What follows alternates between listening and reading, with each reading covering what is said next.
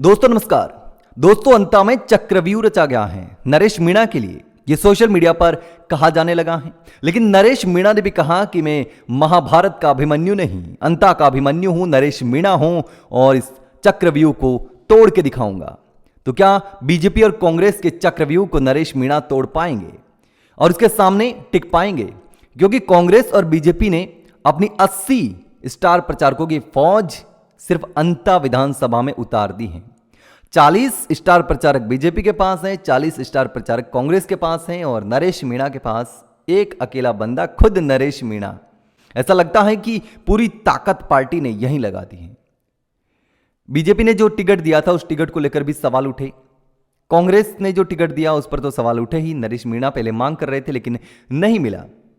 जब कांग्रेस के जो प्रभारी हैं सुखजिंदर सिंह रंधावा, उनसे पूछा गया कि नरेश मीणा भी तो टिकट की मांग कर रहे थे, तो उन्होंने कहा कि वो तो सोशल मीडिया के नेता हैं। हालांकि बाद में ये बोलना पड़ा कि नरेश मीणा कांग्रेस के साथ आते तो अच्छा होता और नरेश मीणा तो कांग्रेस के ही हैं। जब उन्हें लगा कि नरेश मीणा की ताकत लगातार बढ़ रही है, क्योंकि जब उन्होंने नामांकन रैली की थी तो उसमें भीड़ जबरदस्त आई थी, तो ऐसे में अब बीजेपी और कांग्रेस ने अपने 40 स्टार प्रचारक मैदान में उतार दिए हैं। कांग्रेस की बात करें तो कांग्रेस ने अशोक गहलोत, सचिन पायलट, गोविंद सिंह डोटासरा, टीकाराम जूली और तमाम जो नेता हैं, बड़े दिग्गज नेता, उन सबको अंता में प्रमोद जन भाया को जिताने की जिम्मेदारी दे दी है। और गोविंद सिंह डोटासरा ने तो खुले तौर पर कांग्रेसियों को धमकी भी दे दी थी कि अगर किसी ने कांग्रेस का सपोर्ट नहीं किया, प्रमोद जन भाया को जिताने में हेल्प नहीं की, तो फिर वो उसको कांग्रेस से बाहर निकाल देंगे। और बीजेपी के जो 40 स्टार प्रचारक हैं उसमें मुख्यमंत्री भजनलाल शर्मा, वसुंधरा राजे जिसका कैंडिडेट अभी अंता में खड़ा किया गया है, और उससे पहले प्रभुलाल सैनी, कंवरलाल मीणा, सारे वसुंधरा समर्थित विधायक ही थे। और अब भी जो टिकट दी है मोरपाल सुमन को, मोरपाल सुमन भी वसुंधरा का समर्थित थे। प्रभुलाल सैनी माली समाज से थे और मोरपाल सुमन भी माली समाज से हैं। लेकिन अगर इस लिस्ट की और बात करें तो वसुंधरा राजे के अलावा मदन राठौड़, किरोड़ीलाल मीणा और इसके अलावा तमाम जो मंत्री हैं उनको भी मैदान में उतार दिया है प्रचार करने के लिए और नरेश मीणा के खिलाफ।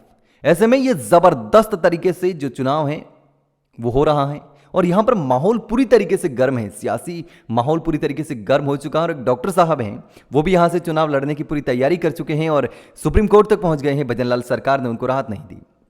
उनका साफ तौर पर कहना है कि मुझे वीआरएस चाहिए। एसएमएस के डॉक्टर हैं कि मैं तो चुनाव लड़ूंगा अंता में जाकर के।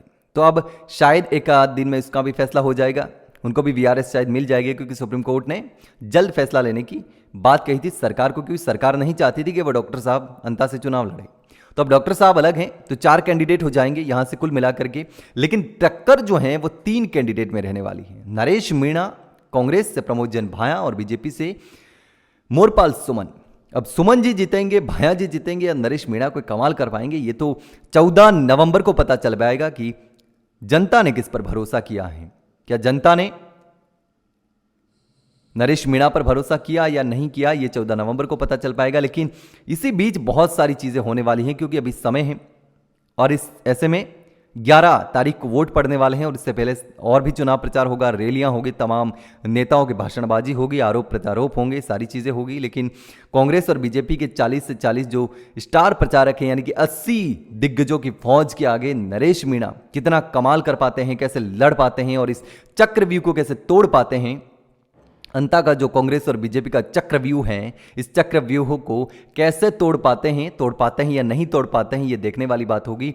नरेश मीणा के समर्थन में एक पार्टी भी आ गई है, उस पार्टी ने भी कहा है कि नरेश मीणा का हम सपोर्ट करेंगे। लेकिन अब देखना होगा कि क्या कुछ होता है। लेकिन दोस्तों आपको क्या लगता है, क्या नरेश मीणा यहां से सीट निकाल पाएंगे, यहां कोई प्रमोद जन भाया या फिर बीजेपी निकालेगी? अगर यहाँ का जो वोट है उस वोट की बात करें तो लगभग 2.25 लाख के आसपास यहाँ टोटल वोट है, जिसमें 40,000 माली समाज के हैं, 30,000 मीणा समाज के हैं और अनुसूचित जाति के वोट की बात करें तो वो भी 35,000 के आसपास हैं और बाकी के जो वोट हैं वो लगभग 1 लाख के आसपास वोट हैं। तो ऐसे में अब देखना होगा कि यहाँ क्या कुछ होता है और कौन यहाँ से बाजी मार जाता है। लेकिन दोस्तों आपको क्या लगता है, मुझे कमेंट करके ज़रूर बताना कि यहाँ से कौन चुनाव जीत रहा है।